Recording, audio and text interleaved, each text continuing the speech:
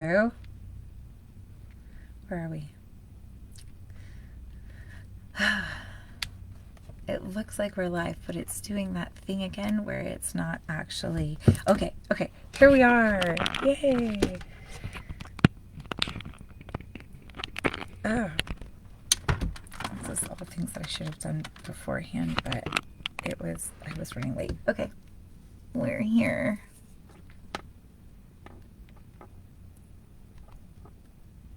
Yes! Welcome! Hello!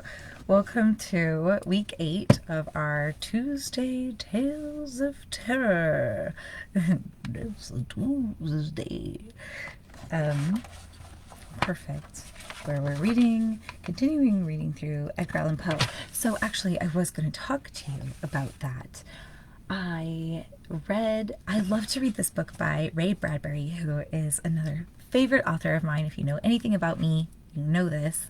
I love to read his book, The Halloween Tree. And I looked back at the videos of when I read it live, and I did it in 4 weeks, but it was hour-long videos. Okay, or we can do 8 weeks of these half-an-hour-long videos. Ish, 6 to 8, something like that. Anyway, I was just wondering what you think. If anyone has any thoughts on that.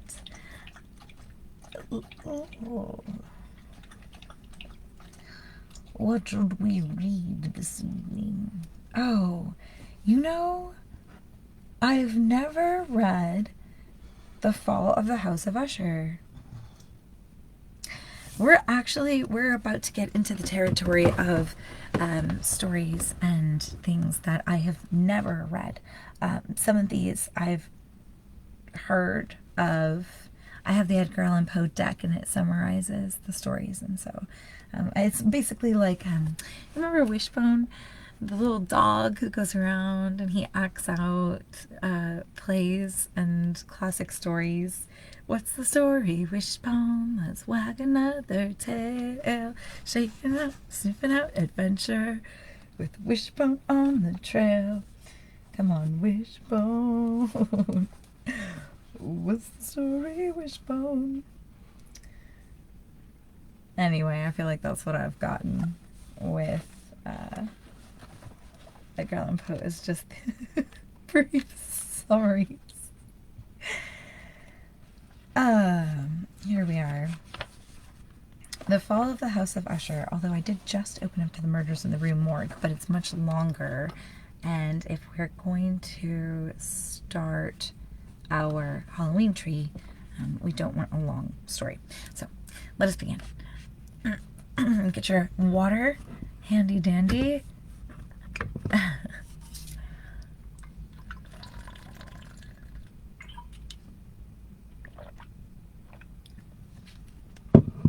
Perfect.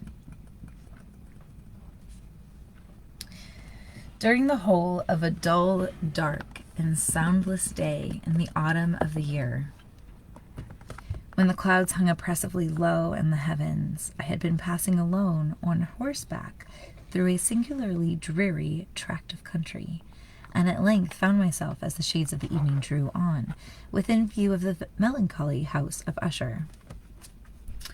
I know not how it was, but with the first glimpse of the building, a sense of insufferable gloom pervaded my spirit.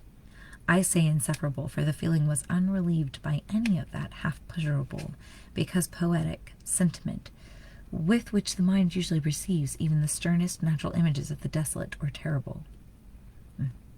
I looked upon the scene before me, upon the mere house, and the simple landscape features of the domain, upon the bleak walls, upon the vacant eye-like windows, upon a few rank sedges, and upon a few white trunks of decayed trees, with an utter depression of soul, which I can compare to no earthly sensation more properly than to the after-dream of the reveller upon opium. The bitter lapse into everyday life, the hideous dropping off of the veil. Ugh, I get that feeling when the festival is over.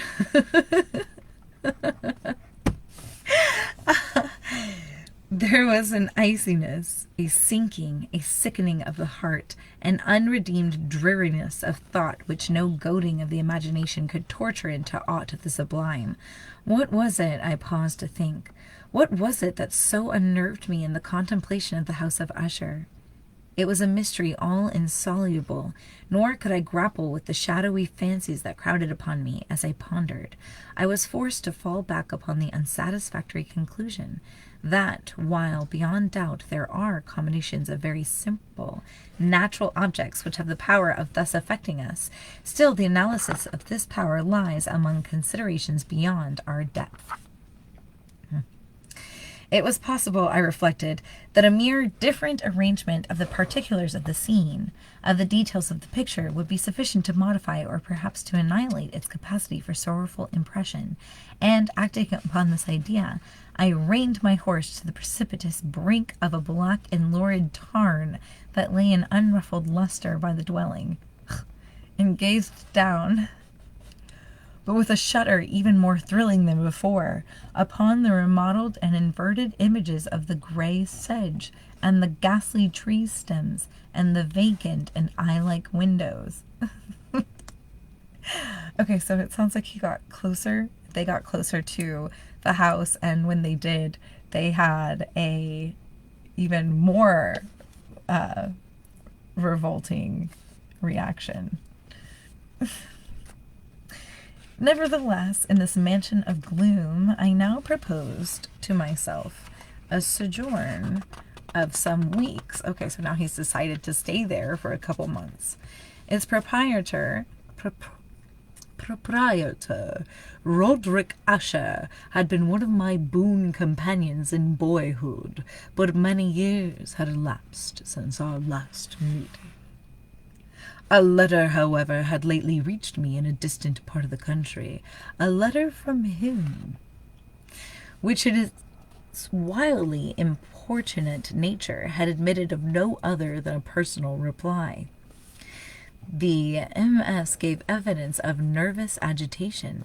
The writer spoke of acute bodily illness, of a mental disorder which oppressed him, and of an earnest desire to see me as his best and indeed his only personal friend, with a view of attempting by the cheerfulness of my society some alleviation of this malady.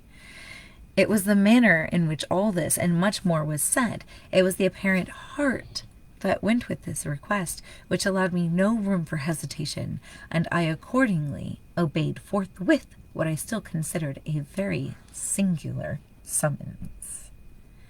Although as boys we had been even intimate associates, yet I really knew little of my friend. His reserve had always been excessive and habitual.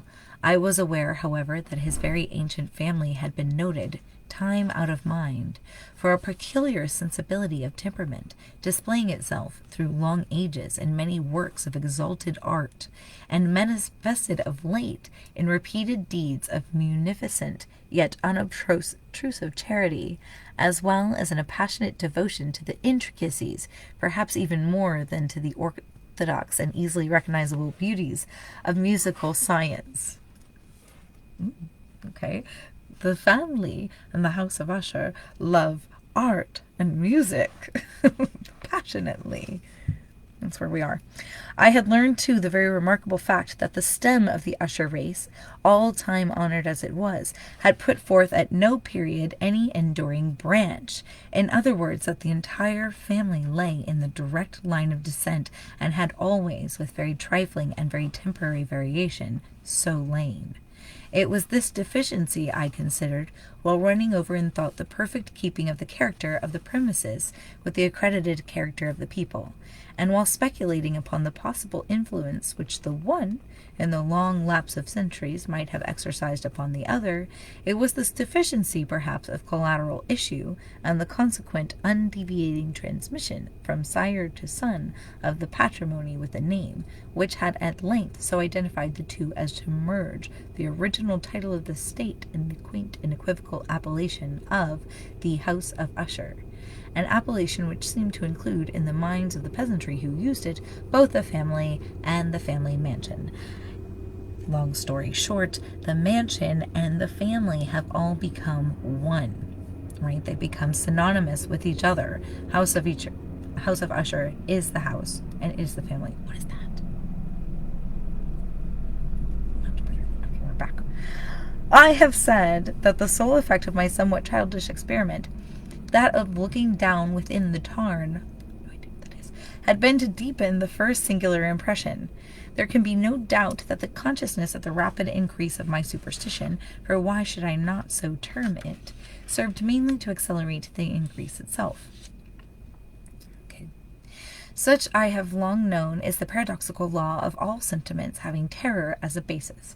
Okay, so your fear of something makes it more scary, which makes you more afraid, which makes it more scary. So it's just kind of this self-perpetuating. Such as I have long known is the paradoxical law of all sentiment terror basis. Okay, and it might have been for this reason only that when I again uplifted my eyes to the house itself from its image in the pool, there grew in my mind a strange fancy, a fancy so ridiculous indeed that I but mention it to show the vivid force of the sensations which oppressed me. I had so worked upon my imagination as really to believe that about the whole mansion and domain there hung an atmosphere peculiar to themselves and their immediate vicinity, an atmosphere which had no affinity with the air of heaven, but which had reeked up from the decayed trees and the gray wall and the silent tarn, a pestilent and mystic vapor, dull, sluggish, faintly discernible, and leaden-hued. Okay, so he's imagining that there's this heavy, thick, weird fog filling the whole House of Usher aura. Yeah. Shaking off from my spirit what must have been a dream, I'm imagining this, I scanned more narrowly the real aspect of the building. Its principal features seemed to be that of an excessive antiquity. Very old. The discoloration of ages had been great. Minute fungi overspread the whole exterior, hanging in a fine tangled webwork from the eaves. Yet all this was apart from any extraordinary dilapidation. Okay. No portion of the masonry had fallen, and there appeared to be a wild inconsistency between its still perfect adaptation of parts and the crumbling condition of the individual stones. In this there was much that reminded me of the specious totality of old woodwork, which has rotted for long years in some neglected vault, with no disturbance from the breath of the external air. Beyond this indication of extensive decay, however, the fabric gave little token of instability. Perhaps the eye of a scrutinizing observer might have discovered a barely perceptible fissure, which, extending from the roof of the building in front, made its way down the wall in a zigzag direction until it became lost in the sullen waters of the tarn. We're starting to understand what a tarn is. Noticing these things. Oh, okay, so basically he was saying it obviously looks old, but somehow it still looks very sound. So even though the bricks and everything look as though they're falling apart, somehow the building itself looks like it's held together very well, except there's an imperceptible fissure, a crack, that goes from the roof all the way down in a zigzag to the becoming lost in the sullen waters of the tarn. Noticing these things, I rode over a short causeway to the house. A servant in waiting took my horse, and I entered the Gothic archway of the hall. A valet of stealthy step thence conducted me in silence through many dark and intricate passages in my progress to the studio of his master. Much that I encountered on the way contributed, I know not how, to heighten the vague sentiments of which I have already spoken. So it's making him more afraid, while the objects around me, while the carvings of the ceilings, the somber tapestries of the walls, the ebon blackness of the floors, and the phantasmagoric armorial trophies which rattled as I strode, were but matters to which, or to such as which, I had been accustomed from my infancy. While I hesitated not to acknowledge how familiar all this was, I still wondered to find how unfamiliar were the fancies which ordinary images were stirring up. On one of the staircases, I met the physician of the family. His countenance, I thought, wore a mingled expression of low cunning and perplexity. He accosted me with trepidation and passed on. The valet now threw open a door and ushered me into the presence of his master. The room in which I found myself was very large and lofty. Okay, so anyway, he was saying all these things that I'm seeing around. I keep assuming that is a he. We're just going to, because he said boyhood. Okay. All these things that I'm seeing around are things that I grew up with, that I'm used to. None of this is really weird, but at the same time, it's making him feel more strange and scared. Because it's like he said, fear perpetuates itself. The room in which I found myself was very large and lofty. The windows were long, narrow, and pointed, and at so vast a distance from the black oaken floor as to be altogether inaccessible from within. So these windows are so high you can't even climb up to get to the window. Feeble gleams of encrimsoned light made their way through the trellised panes and served to render sufficiently distinct the more prominent objects around. The eye, however, struggled in vain to reach the remoter angles of the chamber, or the recesses of the vaulted and fretted ceiling. Dark draperies hung upon the walls. The general furniture was profuse, comfortless, antique, and tattered. Many books and musical instruments lay scattered about, but failed to give any vitality to the scene. I felt that I breathed an atmosphere of sorrow. An air of stern, deep, and irredeemable gloom hung over and pervaded all. Yes, I am continuing to read. We have like 14 more minutes. Please don't step on it. No! I love you so much.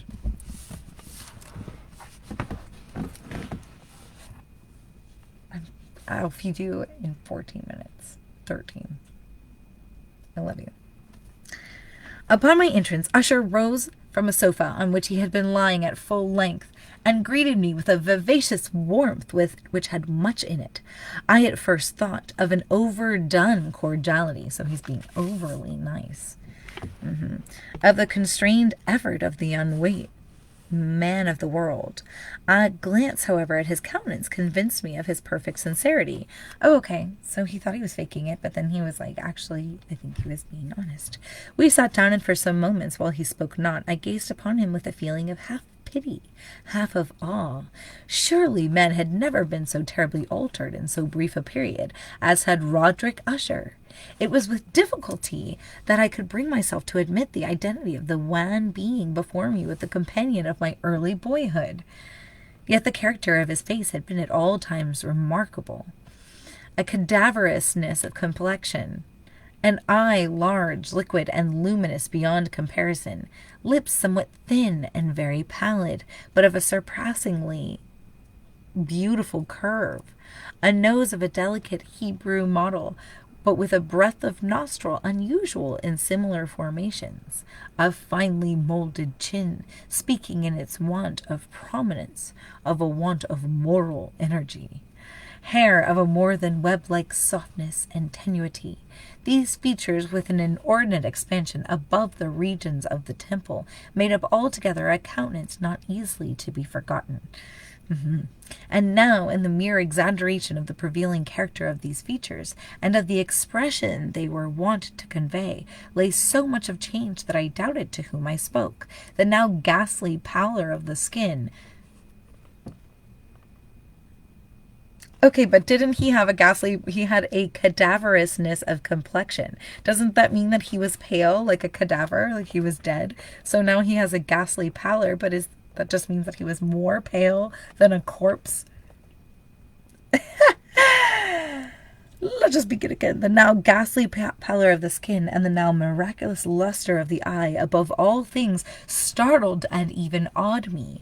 The silken hair, too, had been suffered to grow all unheeded, and as, in its wild gossamer texture, it floated rather than fell about the face, I could not, even with effort, connect its arabesque expression with any idea of simple humanity. In the manner of my friend, I was at once struck with an incoherence, an inconsistency, and I soon found this to arise from a series of feeble and futile struggles to overcome an habitual trepidancy, an excessive nervous agitation. For something of this nature I had indeed been prepared, no less by his letter than by reminiscences of certain boyish traits, and by conclusions deduced from his peculiar physical conformation and temperament. His action was alternately vivacious and sullen. His voice varied rapidly from a tremulous indecision, when the animal spirit seemed utterly in abeyance, to that species of energetic concision, that abrupt, weighty, unhurried, and hollow-sounding enunciation, that leaded, self-balanced, and perfectly modulated guttural utterance, which may be observed in the lost drunkard, or the irreclaimable eater of opium during the periods of his most intense excitement. Okay, so he's just talking about his friend's nature and how he's speaking in different tones very quickly, and he seems to be going back and forth between cheerful and sullen, etc. It was thus that he spoke of the object of my visit, of his earnest desire to see me, and of the solace he expected me to afford him. He entered at some length into what he conceived to be the nature of his malady. It was, he said, a constitutional and a family evil, and one for which he despaired to find a remedy. A mere nervous affection, he immediately added, which would undoubtedly soon pass off. It displayed itself in a host of unnatural sensations. Some of these, as he detailed them, interested and bewildered me, although perhaps the terms and the general manner of the narration had their weight. He suffered much from a morbid acuteness of the senses. The most insipid food was alone endurable. Insipid food was alone endurable. He could wear only garments of certain texture. The odors of all flowers were oppressive. His eyes were tortured by even a faint light, and there were but peculiar sounds, and these from stringed instruments, which did not inspire him with horror. Okay, so he's in a bad state. Textures are bothering him, smells, food. Basically, he has like a migraine all the time kind of thing. He's hearing things that aren't there. To an anomalous species of terror, I found him a bounden slave. I shall perish, said he. I must perish in this deplorable folly. Thus, and not otherwise shall I be lost. I dread the events of the future, not in themselves, but in their results. I shudder at the thought of any, even the most trivial incident, which may operate upon this intolerable agitation of soul. I have indeed no abhorrence of danger, except in its absolute effect, in terror. In this unnerved, in this pitiable condition, I feel that the period will sooner or later arrive when I must abandon life and reason together, in some struggle with the grim phantasm, fear. I learned, moreover, at intervals and through broken and equivocal hints, and another singular feature of his mental condition. He was enchained by certain superstitious impressions in regards to the dwelling which he tenanted, and whence for many years he had never ventured forth. He hasn't left his house in years. In regard to an influence whose supposititious force was conveyed in terms too shadowy here to be restated. An influence which had some peculiar peculiarities in the mere form and substance of his family mansion had been dint of long sufferance, he said, obtained over his spirit. An effect which the physique of the grey walls and turrets and the grey dim tarn into which they all looked down had at length brought about upon the morale of his existence. Okay, so he's decided somehow that leaving the house is bad. Like, he can't leave the house. It's bad luck. And being in the house has made him even more depressed because he's been trapped in this house with the grey walls and everything falling apart. Mm-hmm. He admitted, however, although with hesitation, that much of the peculiar gloom which thus afflicted him could be traced to a more natural and far more palpable origin, to the severe and long-continued illness, indeed to the evidently approaching dissolution, of a tenderly beloved sister. His sole companion for long years, his last and only relative on earth. Her decease, he said, with a bitterness which I can never forget, would leave him the hopeless and the frail, the lust of the ancient race of the Ushers. While he spoke, the Lady Madeline, for so she was called, passed slowly through a remote portion of the apartment, and without having noticed my presence, disappeared.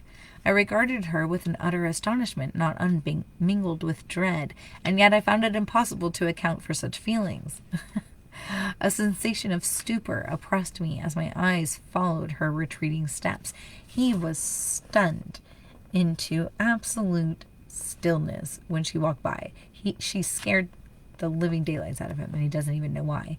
When a door at length closed upon her, my glance sought instinctively and eagerly the countenance of the brother, but he had buried his face in his hands, and I could only perceive that a far more than ordinary wanness had overspread the emaciated fingers through which trickled many passionate tears. Okay, where are we? Let's read one more paragraph, and then we will pause, and I'll put a little tick mark with our handy-dandy pencil. The disease of the Lady Madeline had long baffled the skill of her physicians. A settled apathy, a gradual wasting away of the person, and frequent, although transient, affections of a partially cataleptical character were the unusual diagnosis. Hitherto she had steadily borne up against the pressure of her malady, and had not betaken herself finally to bed. But on the closing in of the evening of my arrival at the house, she succumbed, as her brother told me at night with inexpressible agitation, to the prostrating power of the destroyer, and I learned that the glimpse I had obtained of her person would thus probably be the last I should obtain, that the lady, at least while living, would seen by me no more. Okay, so this little tick mark right here, where are we? 27 minutes, that's solid. Whoop. And we're going to put our bookmark.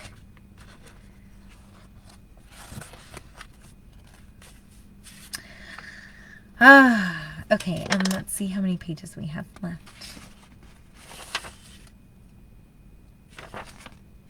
Oh no, there's poetry in it. No, I'm just kidding. That's fine. Oh, good. Okay, there's 10 pages left. So we'll finish that next time, next Tuesday. And then after that, we'll begin our reading of The Halloween Tree by Ray Bradbury, which is very fun. It's a children's story, and it's written in much more digestible language.